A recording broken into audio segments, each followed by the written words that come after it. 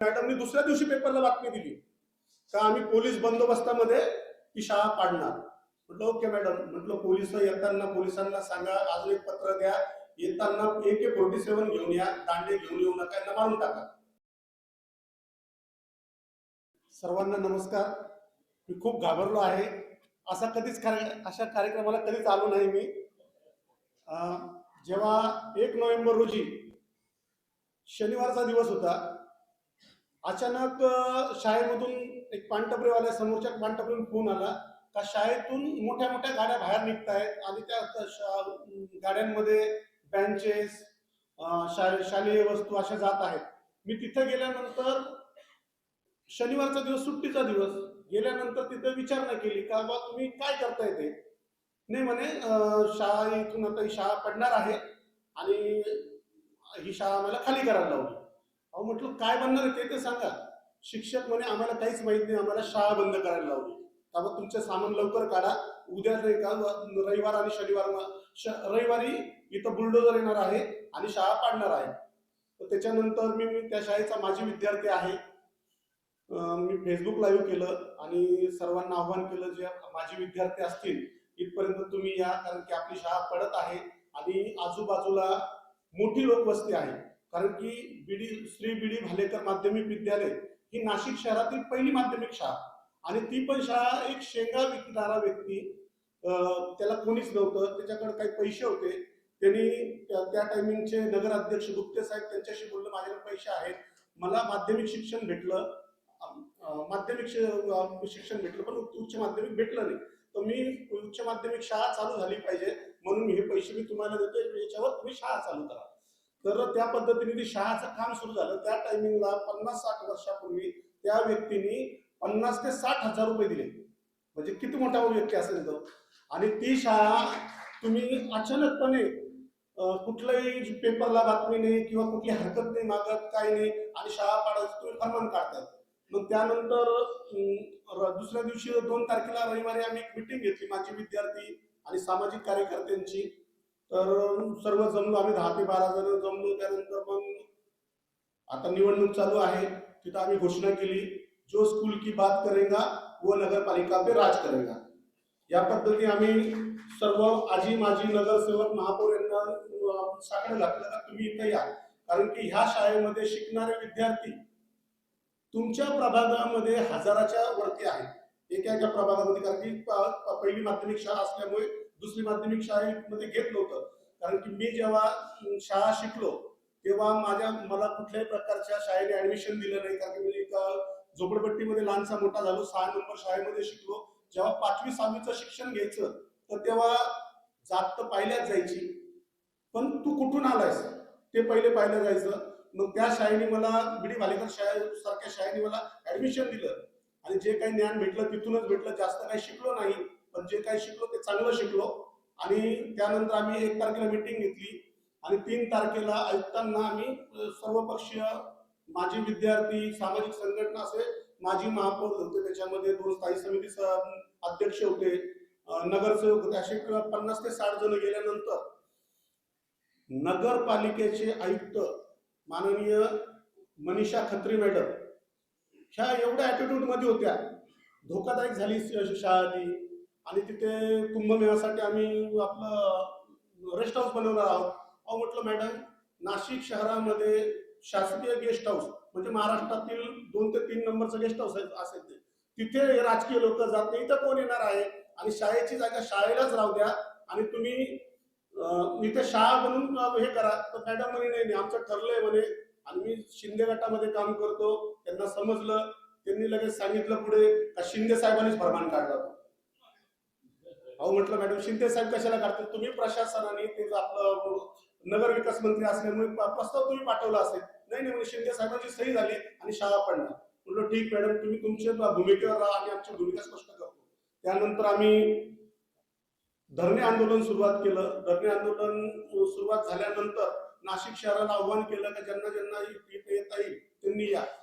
त्या दरम्यान कमीत कमी 10 ते 15 हजार माझे विद्यार्थी हे रोज यायचे. 100-200च्या गट्ट्यामध्ये सह्या करायचे, तिथून व्हिडिओ बनवायचे आणि त्यानंतर मध्ये मध्ये आम्ही जसं गिरीश महाजन मंत्री असतील त्यांच्याशी भेटलो.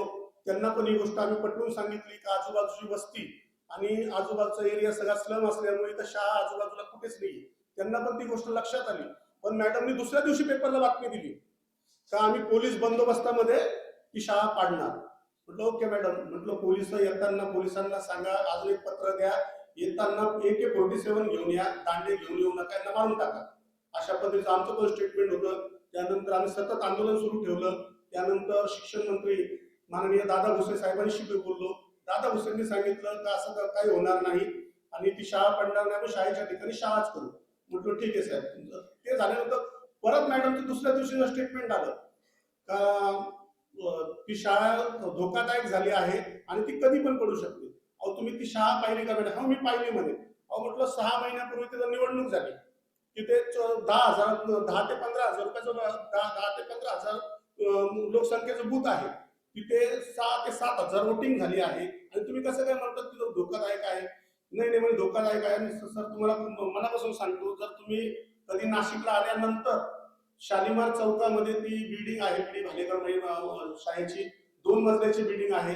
एक शेंगा विकणाऱ्याने देणगी देऊन ती बिल्डिंग बांधली आहे. अशी ती बिल्डिंग कुठेही त्या बिल्डिंगला तडा सुद्धा नाही, कारण की जो व्यक्ती जीवनाची पुंजी देऊन करतो आणि पॉझिटिव्ह पद्धतीने त्या बिल्डिंगचं काम झालं आहे. सुंदर वास्तू आहे. थोडी रंगरंगोटी केल्यानंतर ती परत शाळा चालू होऊ शकते. नंतर त्यांनी आम्हाला कारण दिलं पटसंख्याचं. इथं पटसंख्या नाही. पटसंख्या कधी येणार? जेव्हा तुमची माध्यमिक आपलं 5वी ते 1ली ते 5वी ही शाळा तुमची चालू असते तेव्हाच नगरपालिका विद्यार्थी भेटतील ना. आता आमच्या इथली माध्यमिक शाळा बंद आहे. 1 नंबर असेल, 6 नंबर असेल, त्यानंतर 28 नंबर असेल आणि आजूबाजूच्या अशा 10 ते 12 शाळा बंद आहेत. तर तुम्हाला विद्यार्थी कुठून भेटतील? तर आम्ही त्यांना असा प्रस्ताव दिला शिक्षण मंत्र्यांना, इथून तुम्ही बालवाडीपासून तर 12वी पर्यंत शिक्षणासाठी तुम्ही हे करा, आपलं ती शाळा चालू करा. कारण की तुम्हाला 5वी आणि 6वीचे विद्यार्थी इथं काय भेटणार नाही. तर तुम्ही KG पासून चालू करा तर 12वी पर्यंत विद्यार्थ्यांची संख्या खूप राहणार आहे. आणि जर इथे अजून दुसरी गोष्ट, आता जसं आल्यानंतर मराठी शाळा, मराठी भाषा हे ऐकलं आपला. आता मी माझ्या मुलीला 1 लाख रुपये आपलं फी भरून पोद्दार सारख्या शाळेमध्ये शिकवतो. माझी पण चुकी आहे, पण माझी चुकी नाही मानणार मी, कारण की शिक्षणाचा दर्जाच असा करून ठेवला आहे. मी 7वी मध्ये असताना मला वाचता सुद्धा येत नव्हतं. ही परिस्थिती होती. आज माझ्या मुलीला मी चांगल्या शाळेत टाकलं आहे. पण ती शाळा जर नाही का BD भालेकर सारखी शाळा असेल किंवा नगरपालिकेची शाळा असेल, चांगला दर्जा असला तर मी कशाला दुसरीकडे टाकलं असतं. तर अशा पद्धतीने आम्ही ती BD भालेकर शाळा वाचवण्यासाठी प्रयत्न केला. आणि मागच्याच काही दिवसापूर्वी शिक्षण मंत्र्यांनी आमच्या आंदोलनाच्या ठिकाणी त्यांचं शिष्टमंडळ पाठवलं. त्यानंतर आमच्यासोबत फोनवर त्यांनी वार्तालाप केला का शाळेच्या ठिकाणी शाळाच होणार आणि ती पण कुंभमेळ्यामध्ये जे काही पैसे येत आहेत त्या कुंभमेळ्याच्या पैशामधनं काही आपण शाळेसाठी ते पैसे घेऊन ती शाळा सुरू करू. अशा पद्धतीने झालं आहे आंदोलन. आणि नाशिक शहरामध्ये हा फक्त नाशिक आणि मुंबईचा प्रश्न नाही, हा पूर्ण महाराष्ट्राचा प्रश्न आहे. हीच अशीच परिषद जर सर्व शहरांमध्ये आणि सर्व जिल्ह्यांमध्ये केली तर मोठी चळवळ उभा राहील. आणि आज आमचा जो BD भालेकर बचाव समितीचा ग्रुप आहे तो 1000 विद्यार्थ्यांचा आहे सर.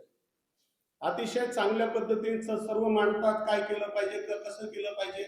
आणि पुढे पण आम्ही तो लढा चालू ठेवलाय. वारंवार मागे पण शिक्षण मंत्र्याला आम्ही निवेदन दिलं लवकरात सर कधी शाळा चालू करतायत.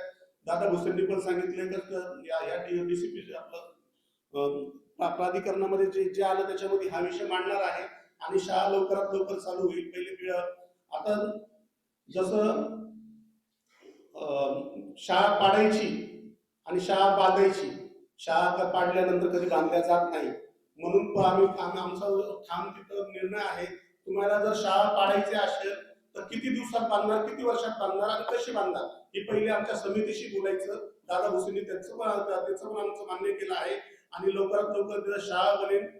शाळा पडणे म्हणजे एक शाळा पडत नाही. शाळा पडणे म्हणजे एक शाळा पडत नाही. मराठी संस्कृती पडत आहे तिथे. सर्वांनी ह्या शाळेच्या आंदोलनामध्ये बहुसंख्यांनी सामील झालं पाहिजे आणि आपल्या मराठी शाळा वाचवल्या पाहिजे. मी काही चुकलं असेल तर मला माफ करा. जय हिंद, जय भीम, जय महाराष्ट्र.